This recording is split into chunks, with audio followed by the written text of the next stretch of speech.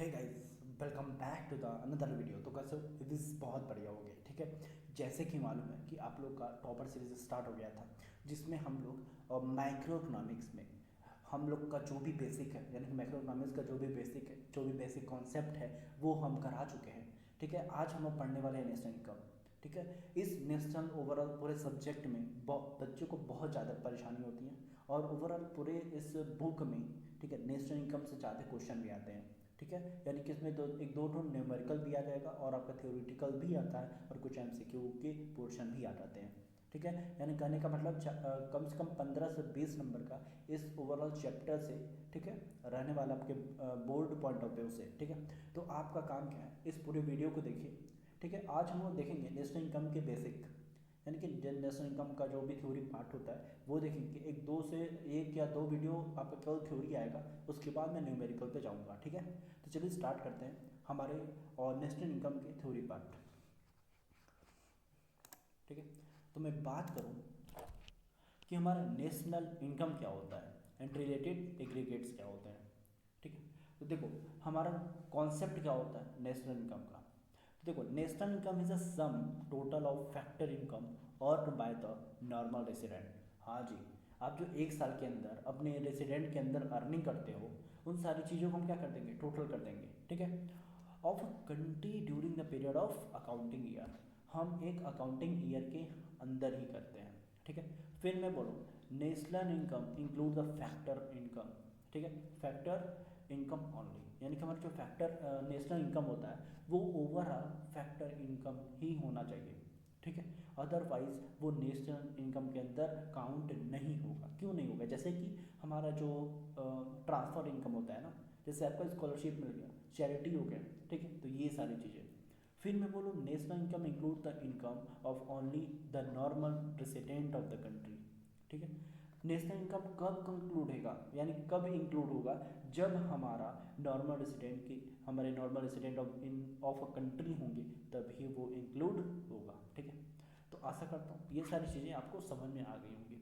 अब देखो factor income क्या होता है भाई, तो भाई आपने मेहनत से पैसा कमाई है, यानी कि गुड्स एंड सर्विसेज किया है, और कोई ना कोई काम किया है। ठीक है, जैसे कि factor income are payment made by the producing unit form to the household owner of the factor of production for the use of their the factor services. हाँ जी, यही सब होता है। अच्छा, अब मैं बोलूँ आगे।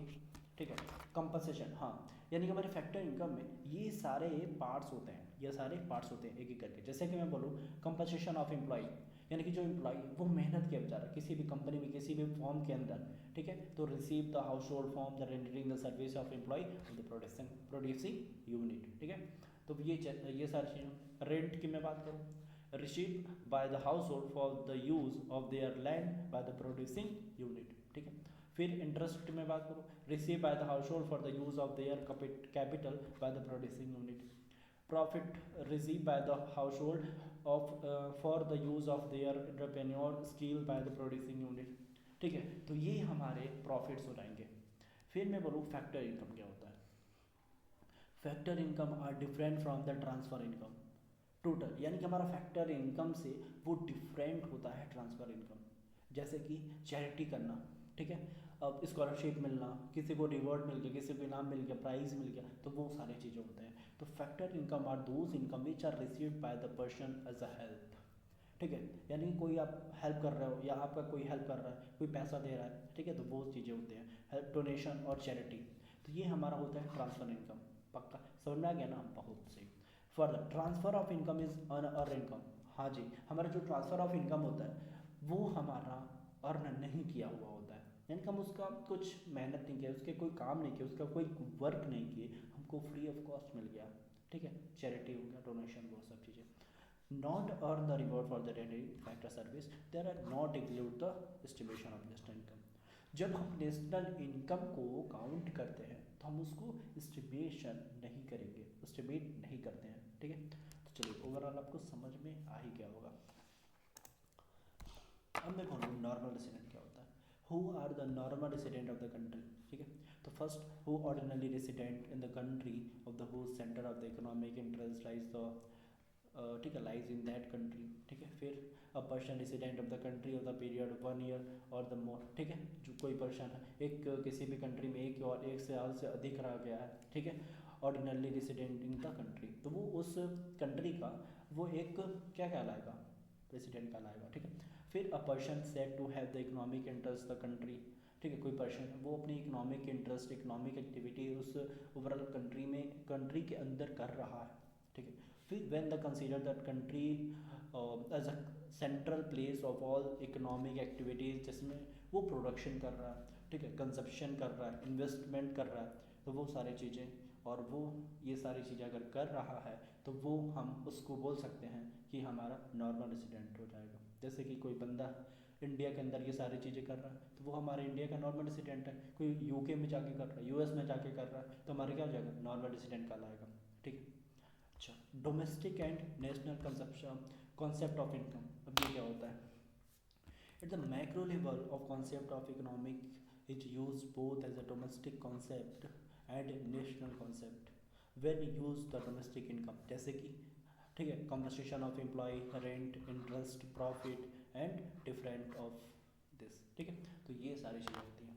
तो आशा करता हूँ कि आपको फैक्टर इनकम डिटेल में समझ में आ गया और हमारे ट्रांसफ़र इनकम समझ में आ गया, नॉर्मल रेसिडेंट समझ में आ गया, ठीक है भाई। अगर इस चीज़ को फॉलो कर रहे हो, ठीक है, बिल्कुल भरोसा रख के आप हमारे भाई, अपने भाई के ऊपर, ठीक है, बिलीव कर सकते हो और यकीन मानो एकदम ईजिएस्ट वे में ही आपको, ठीक है, सारी चीज़ें एक्सप्लेन करते हुए ले चलूँगा, ठीक है।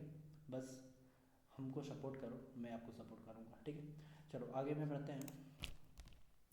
डोमेस्टिक इनकम यानी कि मैं बात करूँ नॉर्मल ये चीज़ें होंगी, ये सारी चीज़ें। डोमेस्टिक इनकम जीडीपी एफसी जिसको हम कहते हैं, ठीक है। अब देखो इसमें हम पढ़ते क्या हैं, sum total of factor income जैसे compensation, employ rent, interest, profit etcetera generate within the domestic territory, ठीक है।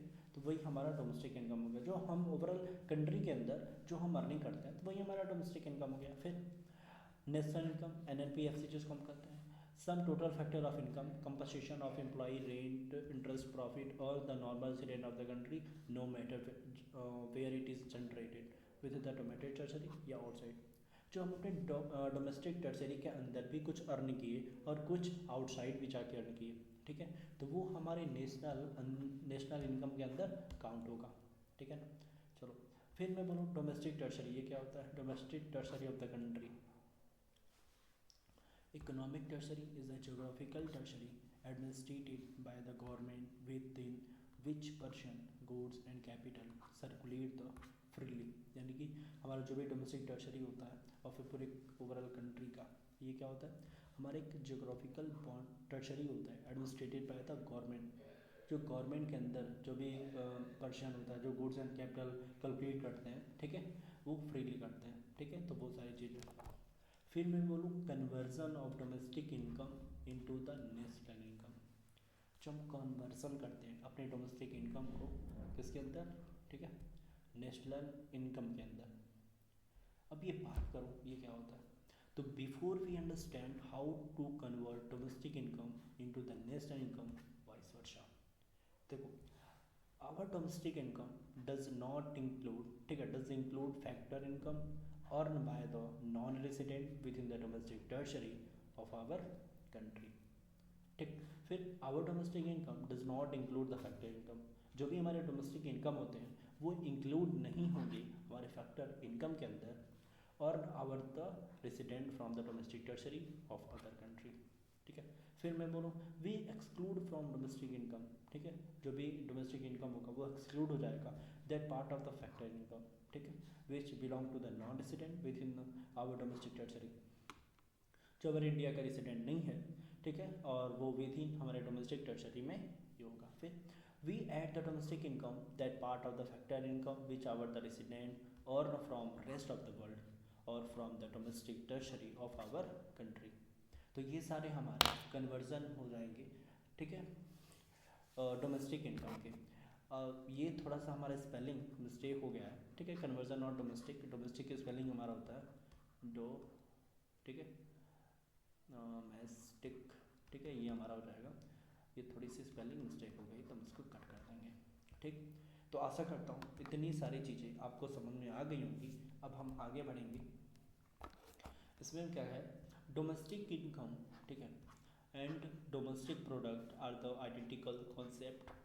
डोमेस्टिक इनकम, डोमेस्टिक प्रोडक्ट, ठीक, ये सारी चीज़ें। अब देखो, there is no different between the concept of domestic income and domestic product. यानी कि जो हमारा डोमेस्टिक इनकम होता है और डोमेस्टिक प्रोडक्ट का, डोमेस्टिक प्रोडक्ट जो होता है, उसमें कोई ऐसा डिफरेंस होता ही नहीं है भाई, कोई डिफरेंस नहीं होता। अच्छा, फिर देर आर टू टर्म्स और इंक्लूडिंग टू ईच अदर, यानी कि इसमें ओनली दो टर्म्स इंक्लूड होते हैं, आइडेंटिकल होते हैं, जैसे कि because all the production of ultimately convert into the factor income. जितने भी प्रोडक्शन हम करेंगे वो अल्टीमेटली कन्वर्ट हो जाएंगे हमारे फैक्टर इनकम के अंदर। फिर in this fact, in the first round the firm produce the goods by the hiring purchasing factor of the production from the household. In the second round the firm distribute their revenue from the sale of final goods among the owner of the factor production, ठीक है, like house hold वगैरह हो गया। तो ये सारी चीज़ें होती हैं। फिर मैं बोलूँ द हाउस होल्ड और the paid compensation of employee, जैसे लेबर हो गया, रेंट, ठीक है, लैंड का कोई लैंड बिल्डिंग, ये सारी चीज़ की रेंट हो जाएंगी। फिर इंटरेस्ट ऑन कैपिटल, कैपिटल पे इंटरेस्ट मिल गया, वो सारी चीज़ें, प्रॉफिट, ठीक है, एंटरप्रेन्योरशिप की, ठीक है, तो वो सारी चीज़ें। The domestic income, the sum total of factor income is obviously equal to domestic product, we can write that, ठीक है। तो वो सारी चीज़ें हैं। तो आशा करता हूँ ये सारे समझ में आ गया होगा, डोमेस्टिक इनकम, डोमेस्टिक प्रोडक्ट और द आइडेंटिकल कॉन्सेप्ट वगैरह। तो इसमें ऐसा कुछ इम्पॉर्टेंट नहीं आएगा, ठीक है। इम्पॉर्टेंट आपका वो इतना चीज़ है कि जो हमारा नॉर्मल रेसिडेंट क्या होता है, ठीक है, टर्शरी वगैरह क्या होता है, ये सारी चीज़ें जो मेन चीज़ें, हाँ, ये हमारा फैक्टर इनकम क्या होता है, ठीक है, नेशनल इनकम क्या होता है, ये सारी चीज़ें आपको लर्न करनी होंगी और समझना होगा ध्यान से। उसके बाद ये सारे उतना पॉइंट ऑफ व्यू से, एग्ज़ाम पॉइंट ऑफ व्यू से उतना ज़्यादा इंपॉर्टेंट नहीं, इसलिए मैं नॉर्मल रीड करवा दे रहा हूँ, ठीक है। फिर हाँ, ये चीज़ तुम्हारे लिए इंपॉर्टेंट है, जैसे कि gross and net concept of domestic product. अब ये क्या होता है, तो देखो, domestic product is a major, हम मेज़र करते हैं ग्रॉस डोमेस्टिक प्रोडक्ट, ठीक है, जिसको हम शॉर्ट में बोलते हैं GDP, and net domestic product जिसको हम शॉर्ट में बोलते हैं एनडीपी, ठीक है। ये तुम्हारे point of view, exam point of view से बहुत ज़्यादा इंपॉर्टेंट हो जाता है, ठीक है। तो इसके लिए आपको थोड़ा सा अच्छे से समझना और पढ़िए इसको, ठीक है। देखो, domestic product at the market price at the factor cost, ठीक है। हम तुम्हारे समझने के लिए कलर चेंज कर लेते हैं, ठीक है। देखो, there is no difference between domestic product at the market price and the domestic product at the factor, ठीक है, cost is a long we are the considering two sector economy, ठीक है। बस ये जो होता है, ये दो सेक्टर इकोनॉमिक, टू टाइप्स के जो हमारे सेक्टर होते हैं वो इसमें इंक्लूड होता है, जैसे कि प्रोड्यूसर सेक्टर हो गया, ठीक है, एंड हाउस होल्ड सेक्टर हो गया। अब ये क्या होता है, देखो आगे मैं बता रहा हूँ।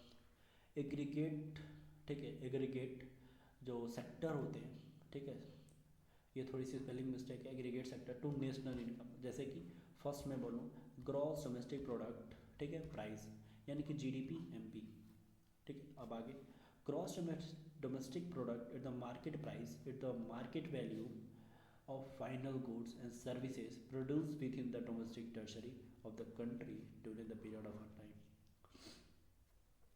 इसमें थोड़ी सी पीपीटी में मिस्टेक हो गया, cross domestic product eight market होगा यहाँ पे, मार्केट प्राइस होगी। अब ये क्या होता है, gross domestic product eight market price is the market value of final goods and services produce with in the domestic territory of the country, ठीक है। तो ये सारी चीज़ें होती हैं जो हम अपने कंट्री के अंदर एक साल के अंदर जो चीज़ें प्रोडक्शन करते हैं, ठीक है, डोमेस्टिक टर्सरी के अंदर, तो वो हमारा होता है जीडीपी एम, ठीक। तो आशा करता हूँ इतना समझ में आ गया होगा। हम इसके बाद वाला जो भी टॉपिक है हम आगे देखेंगे, ठीक है, इसके बाद वाले वीडियो में।